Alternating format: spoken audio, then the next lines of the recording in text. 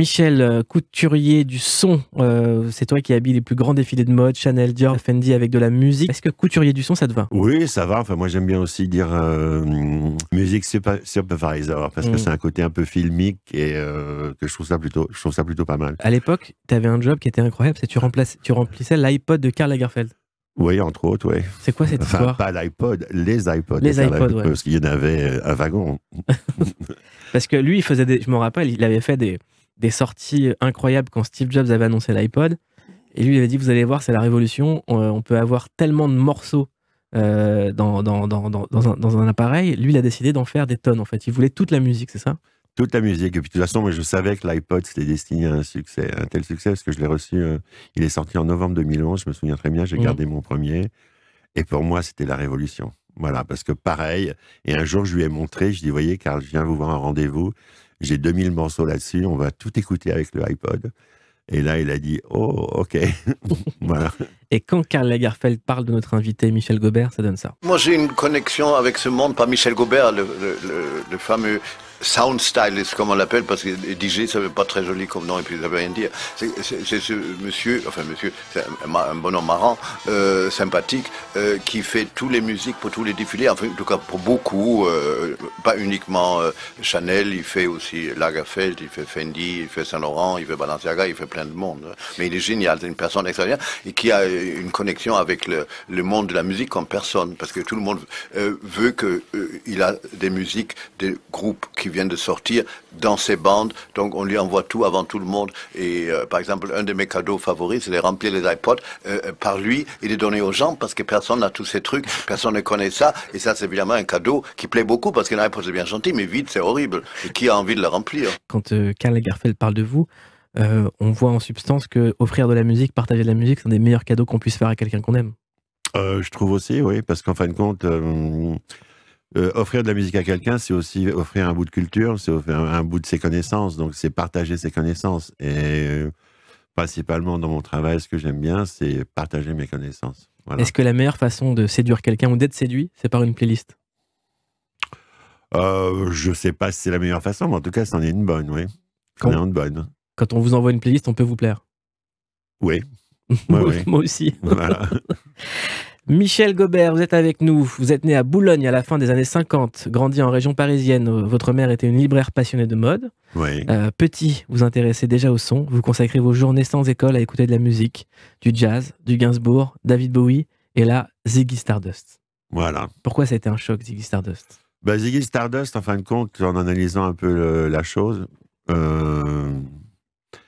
ça représentait beaucoup de choses. Ça représentait une espèce de liberté, quelque chose de fantasque pour moi. J'aimais bien d'abord, j'aimais bien le visuel de David Bowie aussi, puis j'aimais bien le fait que ça parle. Ça m'a beaucoup aidé pour apprendre l'anglais parce que j'étais tellement fasciné que je voulais savoir ce qu'il disait, enfin, ce qu'il voulait exprimer. Et ces espèces de héros comme ça, complètement construits, qui parlent des étoiles, des rêves de l'âge lunaire, et avec cette représentation, pour moi, c'était quelque chose, et une musique incroyable. Enfin, pour moi, c'était quelque chose que j'avais jamais entendu. Et à l'époque, ça se démarquait beaucoup de tout ce qui se faisait. C'était vraiment très, très particulier. Et j'ai beaucoup opté pour cette singularité, même après, plus tard, jusqu'à maintenant d'ailleurs. Et puis, il y avait également une pulsion de survie chez Ziggy Stardust, parce qu'en fait, peu de gens savent, mais David Bowie était issu d'une famille où beaucoup de ses frères et des membres de sa famille étaient atteints de maladies mentales, notamment de bipolarité ou de schizophrénie pour d'autres. Et en fait, il commençait à ressentir à un moment de sa vie certains troubles, et il a décidé de créer cet avatar pour réussir à évacuer en fait cette maladie. C'est fantastique. Ouais. Est-ce que vous, la musique, ça vous a permis aussi de canaliser certaines choses? Complètement. Oui, de toute façon, déjà, la musique, ça m'a donné une assurance, parce qu'au bout d'un certain temps, je me suis rendu compte que je dirais jamais que je maîtrise le sujet, parce que la musique, c'est tellement vaste, de toute façon, je peux pas avoir cette prétention, mais en tout cas, c'est vraiment quelque chose qui m'a permis de vivre et de survivre et de revivre. Michel Gaubert regarde aussi l'émission Dim Dam Dom, émission de mode et de société diffusée sur l'ORTF dans les années 60. Pourquoi ça vous a marqué? Ça m'a beaucoup marqué, parce que c'était une émission qui était complètement assez loufoque d'ailleurs pour l'époque. Et j'ai toujours été attiré par les choses, on va pas dire marginales, mais les choses qui allaient de l'avant. Et je trouve que par rapport à tout ce qu'on voyait à cette époque-là sur la télévision, c'était une bouffée de fraîcheur. Et ça parlait de choses que j'adorais, ça parlait de la musique, ça parlait de la mode, ça parlait de l'art. Et les reportages étaient toujours assez... Il y avait Jean-Christophe Averty qui faisait des choses incroyables. Mmh. Et j'aimais bien tous les personnages qui rentraient en scène. Et il y avait toujours un côté un petit peu absurde quelque part que je trouvais intéressant parce qu'en fin de compte, ça rendait la mode et ça rendait la musique plus accessible. Donc ça me plaisait beaucoup. Et puis en plus, après, déjà à l'époque, il faisait des montages incroyables. Je me souviens qu'il y avait un truc qui m'a beaucoup marqué. Il faisait des boucles de James Brown sur lesquelles il mettait de la musique classique et des choses comme ça. Et à chaque fois que j'entendais ça, je dis tiens, qu'est-ce qui se passe? Et bon, j'étais tout gamin, mais enfin, c'était vraiment quelque chose déjà qui m'avait marqué. Et plus tard, j'ai regardé tous les vieux Dim Dam Dum et je me suis inspiré de beaucoup de choses. C'était vraiment... Et c'était le début de la médiatisation de la mode et de la musique aussi, en quelque sorte, dans une certaine optique. On en parlera parce que la médiatisation de la mode, on a bugué sur le même mot, a bien changé. On continue à raconter votre histoire, Michel Gaubert. À 17 ans, vous êtes engagé comme DJ au Palace. Pour les personnes qui n'ont pas connu cet endroit, c'était quoi le Palace? Le Palace, c'était un espèce de paradis, en fin de compte. Enfin, pas un paradis, mais c'était... Non, paradis, je sais pas si c'est le bon mot, mais... En tout cas, c'était un privilège, sans mauvais jeu de mots, d'aller au Palace. Voilà, c'était tout à fait un privilège. C'était un endroit incroyable qui a ouvert à Paris à la fin des années 70. En fin de compte, où la vie nocturne à Paris était assez, justement, trop privilégiée, parce que tous les clubs bien, c'était... fallait montrer patte blanche ou carnet de chèques, etc. C'était vraiment le vieux modèle où fallait prendre une table et prendre une bouteille, ce genre de choses. Et de toute façon, après, le Palace a balayé tout ça. Et c'était un truc énorme. Il y avait le samedi, il faisait 2-3 000 entrées. Et c'était un mélange de gens complètement incroyable. Et tout le monde avait envie d'y aller, quoi. C'était que tout le monde, mais c'était le rêve absolu pour tout le monde d'y aller. Et c'est passé des choses. Enfin, j'ai vécu des choses incroyables au Palace. Quoi, par exemple? Des concerts, c'est là où j'ai vu Prince, j'ai vu les B52, Talking Heads, avant que ce soit qui que ce soit. Il y avait des choses qui m'ont marqué, par exemple. Il y avait aussi le premier réveillon qu'on a fait au Palace, c'était en collaboration avec une chaîne de télé. Il y a Divine qui est venu, qui sautait sur un trampoline au milieu de la scène. Enfin, il y a eu des balles, il y a eu le bal de Karl Lagerfeld, le bal de Venise, où tout le monde avait joué le jeu, c'était incroyable. Enfin, c'était... grandeur et décadence, mais dans le bon sens, quoi. Puis c'est le seul endroit où j'ai vu des bals comme les fameux bals mythiques dans les années 50-60, où les gens vraiment jouaient le jeu pour être dans un thème. Ça existe encore, la fête comme ça? Non. Non. Je crois que c'est surtout financier, et puis surtout, il y a aussi le fait d'avoir le temps, de toute façon. Donc, à cette époque-là, la vie était plus lente. Donc les gens avaient le temps de se préparer, pendant 3 semaines, de s'occuper de leurs costumes, etc. Donc maintenant, on est tous comme des zombies à courir à droite à gauche, donc tout va très vite. Qu'est-ce qui a fait qu'on ait moins de temps? Pourquoi est-ce que la vie est moins lente? Le portable déjà, je trouve, l'informatique, tout ça, un excès d'informations, enfin bon... tout est comme ça, quoi. Puis la production, et puis tout est... je sais pas, même dans la mode, par exemple, je me souviens, à cette époque-là, il y avait peut-être 6 défilés qui comptaient dans la semaine. Maintenant, il y en a 25. Donc voilà, et les défilés à l'époque duraient une demi-heure, 3/4 d'heure, les gens étaient très contents. Maintenant, ça dure 10 minutes, parce qu'il faut qu'on aille voir celui d'après. Et en plus, on est tous... je sais plus comment on dit ce mot, mais on a... Le FOMO? Non, le FOMO, il y a ça aussi, mais il y a aussi le côté l'attention, qu'en fin de compte, je sais pas, les informations, c'est pareil. En 80, ça durait une demi-heure, maintenant ça dure 3 minutes. Et ça passe en boucle tout le temps, donc on est constamment stimulé, ce qui fait qu'on a l'attention est très... je sais plus comment on dit ADD, on dit en anglais. Un trouble de l'attention. Ouais, trouble de l'attention, ouais, voilà. En 1978, Michel Gaubert, vous faites une rencontre décisive. Vous êtes travaillé dans une boutique qui s'appelle Champ Disque. Oui. Et là, vous rencontrez Karl Lagerfeld. Tout à fait. Enfin, je le connaissais déjà, de loin, mais je le connaissais déjà du Club 7, du Palace et tout, un peu. Et en 78, c'était un client assez important. Et très important même. Il achetait presque tout. Et je le connaissais vraiment, on parlait un petit peu. Et puis, et en 89, 10 ans plus tard, il m'a demandé de travailler pour lui. Et alors, comment ça s'est passé, votre première journée de collaboration avec Karl Lagerfeld? J'étais mort de trouille. Ouais. Enfin, mort de trouille, non, c'est pas le mot. C'est pas vraiment mort de trouille parce que, bon, j'étais impressionné parce que collaborer avec un tel personnage, si vous voulez, bon, c'est collaborer avec un mythe. Donc. Moi, j'ai eu la chance de le croiser. Ouais. Et il y a très peu de personnes où je me suis dit, j'ai la chance d'être contemporain d'un génie. Ouais, moi aussi. Il dégageait ça. Ouais, moi aussi. Moi aussi.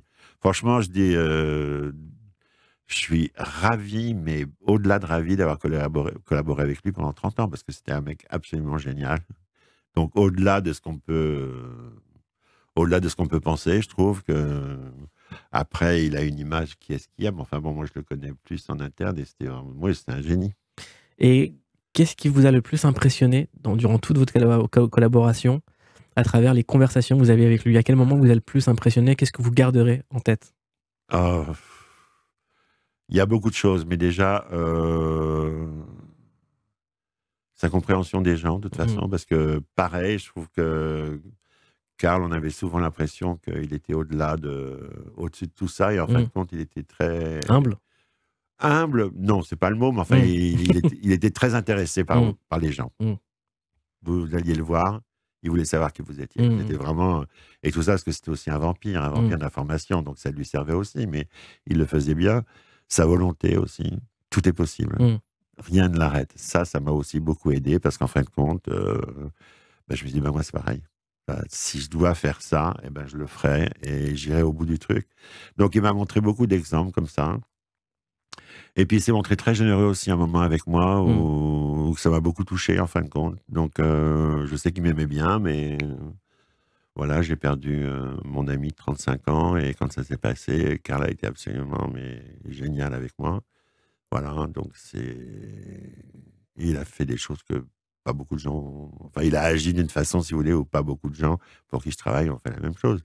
J'en veux à personne, c'est juste que c'était une démonstration de sympathie qui était assez touchante. Voilà. Donc ça, je me souviens de ça. Et puis des choses dingues qu'on a pu faire ensemble. Les défilés à Cuba, défilés sur la Grande Muraille de Chine, dans un château en Écosse. Enfin, des choses géniales. Et puis des collaborations avec des musiciens. Enfin, bon, une fois avec Devendra Banhart à New York, où il a dit la seule chose que je veux bien faire le défilé, mais il faut que Karl me fasse un tailleur. Donc Karl lui a fait un tailleur Chanel tout blanc avec une jupe qu'il portait avec un jean en dessous. Et puis et le matin du défilé, Devendra qui me dit, ça te dérange si je chante une chanson qui a été écrite par Charles Manson? Et je dis, non, c'est ce que tu as envie de faire. Voilà. Ce que vous êtes en train de raconter, c'est une époque où les défilés étaient des véritables événements, des véritables productions. On produisait des défilés de mode comme des films à l'époque. Ouais. Et c'était des films réservés aux personnes qui y étaient. C'était ça. Oui, enfin, il faut dire que chez Chanel, il y avait quand même 2000 personnes dans les grands défilés du Grand Palais. Bon, c'est vrai que ces défilés étaient réservés pour une certaine... la presse, déjà. De toute façon, toute la presse de mode, même la presse en général. Les acheteurs, les influenceurs, enfin, tout ce genre de personnes. Mais de toute façon, après, avec Internet, le défilé, il est pour tout le monde. Hein. Donc, là, maintenant, il y a un défilé qui se passe. Une minute après, c'est lâché dans... Mais aujourd'hui, le sens de ma question, c'est est-ce qu'on produit un défilé de mode comme il y a 5 ans, 10 ans, 15 ans, 20 ans? C'est difficile de répondre à ça parce qu'en ce moment, on est en plus en pleine pandémie. Enfin bon, on a ce truc de pandémie. Donc, je sais que on a des projets... c'est difficile de faire des projets assez ambitieux parce que tout d'un coup, après, on ne sait pas si ça va si ça va se faire ou pas. Donc, le dernier défilé Chanel qui a été, on va dire, mis en scène par Xavier Vaillant, c'était bien, mais à un moment, on ne savait pas s'il y aurait des gens qui venaient au défilé. Donc après, si vous voulez, tout ce qui reste, c'est la vidéo. Alors, les défilés sont moins conséquents qu'avant la pandémie, par exemple. Est-ce que le monde de la mode s'est ouvert au monde réel grâce aux réseaux sociaux? Oui, bien sûr, mais bon, je trouve qu'aussi le monde réel, des fois, il est un peu dur avec le monde de la mode. Donc, si vous voulez, c'est deux choses... Et quelque part, je me demande si le monde de la mode ne fait pas plus d'efforts pour comprendre le monde réel que le monde réel fait pour comprendre le monde de la mode. Dans quel sens vous dites ça? Bah, je sais pas, là je trouve qu'il y a souvent des attaques, par exemple. Bon, j'en ai aussi été victime au mois d'avril. Il y a le tribunal public, comme ça, la fashion police, etc., qui se porte juge de tout ce que peut faire une maison de mode ou quelqu'un qui travaille dans la mode, etc., sans vraiment savoir pourquoi. Vous voyez ce que je veux dire? Qu'est-ce qui vous est arrivé en fait? J'ai pas envie d'en parler. D'accord. Voilà, mais bon, c'était un truc où j'ai été... Bon, ça va mieux. Oui, ça va mieux, mais enfin bon, j'ai été dilapidé. Et puis là, je vois qu'il y a beaucoup d'attaques sur, je sais pas, sur des gens, n'importe quoi, des gens qui font des défilés. Oui, celui-là, la copie un tel, celui-là, la copie un tel, c'est pas bien. Et après, il y a des mômes qui disent, oui, c'est honteux, ça a été copié sur un masque d'un mec qui a été fait dans les années 2000. C'est comme ça qu'ils gagnent de l'argent en exploitant les autres. Un masque avec des plumes et des strass, si vous voulez, qui est fait pour une photo, personne ne va en vendre. Vous voyez ce que je veux dire? Donc, il y a une espèce de truc comme ça où le monde réel ne comprend pas. Le monde réel, certaines personnes, hein, mais la majorité du monde réel ne sait pas comment ça marche, si vous voulez. Donc, c'est un peu difficile pour moi. Et vous, c'est quoi votre implication dans le monde réel, en fait?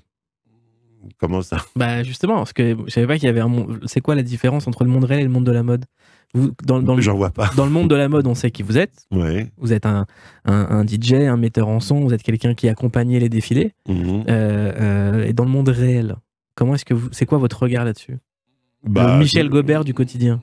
Le Michel Gobert du quotidien, je crois que c'est le même que le Michel Gobert de la mode. Je fais pas de différence entre les deux, quoi. Donc je m'habille de la même façon, je dis les mêmes choses que j'ai envie de dire, je me comporte de la même façon. Enfin bon, Il y a encore des gens marrants dans la mode? Ah oui, bien sûr. Ouais. Quand même. Oui, bien sûr. Oui, des fois on rigole, oui, bien sûr. Parce qu'on a l'impression qu'avec les réseaux, tout le monde s'est pris très très au sérieux, quoi. Bah, c'est-à-dire que tout le monde fait gaffe maintenant. C'est-à-dire que la moindre chose peut être pris à double sens. Donc, si vous voulez, c'est vrai que de toute façon, mais il n'y a pas qu'avec la mode, quoi. Je veux dire, et personne n'a envie de se faire... Cancel. Ouais. Je pense que c'est un peu en descente, la cancel culture, parce que ça sert strictement à rien. Donc voilà. Mais je trouve ça dommage. Et qu'est-ce qu'il y a en premier? La mode ou la musique? Les deux. Voilà. Ah, vous m'aidez pas. Non, moi je dirais que... je dirais qu'il y a d'abord la musique quand même. Je dirais qu'il y a d'abord la musique. Mais après, la mode, c'est au début, si on fait un peu l'histoire de la musique et de la mode. Donc la musique pouvait inspirer des collections, je sais pas, Gabrielle Chanel adorait Stravinsky, je pense Satie, je sais pas ce que vous pouvez aimer, comment il s'appelle, Poiret, ou même des gens, ou Jeanne Lanvin, des gens comme ça. Mais bon, je crois qu'ils étaient quand même très conscients de la musique. Chanel, par exemple, ça a quand même été la maîtresse de Stravinsky. Donc, il y a quand même toujours une fascination entre le milieu de l'art et le milieu de la mode. Après, pas forcément la musique, mais le milieu de l'art et le milieu de la mode. C'est deux choses qui vont ensemble. Et tout d'un coup, après, avec l'évolution, dans les années 60, c'est devenu assez important, parce que de toute façon, et c'est là où j'ai commencé à le comprendre, en fin de compte, c'est quand tous les musiciens étaient conscients de ce qu'était la mode. Mais pas forcément la mode, mais conscients de ce que pouvait être le style. Vous voyez ce que je veux dire? Donc, ils utilisaient une image pour véhiculer leur musique. Et ça, c'est super important. Donc, c'est pour ça que David Bowie m'a aussi beaucoup marqué, parce que, ou même des gens comme Roxy Music, ou même, même d'autres, moins Led Zeppelin, je sais pas, il y avait Jimmy Page qui avait toujours des looks de costumes très chic, etc., alors que les autres avaient les cheveux jusque-là. Et ça faisait partie du jeu, ou même les Rolling Stones, Mick Jagger, et puis Charlie Watts, toujours nickel, etc. Ça fait partie d'une représentation pour qu'on comprenne mieux leur musique. Et ça, c'est vraiment important pour moi. J'aimerais qu'on parle d'un artiste comme Prince. Ouais. Prince, à chaque fois qu'il innovait en termes de look, il y avait des reprises. Tout le monde savait qu'il y a un moment, tout le monde reprenait des innovations de Prince. Et c'est la même question. C'est qu'est-ce qui a le plus été influent chez Prince? C'est la mode ou la musique? La musique. La musique. Ouais. La musique, pour moi, Prince, c'est un de mes meilleurs souvenirs de concert que j'ai vu. C'était juste absolument incroyable. Vous l'avez vu où? Alors, je l'ai vu plusieurs fois. Je l'ai vu la première fois au Palace, ça devait être en 80, je crois. Ouais. Tout seul. Enfin, tout seul, il y avait 200 personnes. Vous vous souvenez de comment il était habillé? Oui. Ouais. C'était à l'époque de Controversie. Ouais. Et donc, il était habillé comme ça à la pochette, avec la blouse blanche, tout en noir, avec un porte-jartel et des talons et tout. Et puis, il était très, très, très timide. Il osait parler à personne. Et après, dès qu'il a commencé, c'était le grand délire. Donc, complètement extraverti. Après, je l'ai vu à Bercy. Alors, ça devait être le Love Sexy Tour, je crois, qui était incroyable. Ouais. C'était juste... ou Sign of the Time, je ne sais plus lequel c'était. C'était en 86, 87. Et après, je l'ai vu une ou deux fois au New Morning aussi, ou une fois au bain, une fois au New Morning, parce que Prince, il avait un... C'est quelqu'un qui adorait jouer, donc il venait à Paris, il faisait des concerts à Bercy. Et après, il fait des after-shows confidentiels. Voilà, confidentiel, parce que bon, il n'était Ouais. pas satisfait, il n'avait pas assez joué. Moi, j'ai eu la chance de le voir en peignoir, quasiment en robe de chambre, faire une version de Purple Rain Ah ouais. qui durait 40 minutes, littéralement. D'accord. Et vraiment, Prince, c'était incroyable. Il fait partie de votre playlist, on va écouter.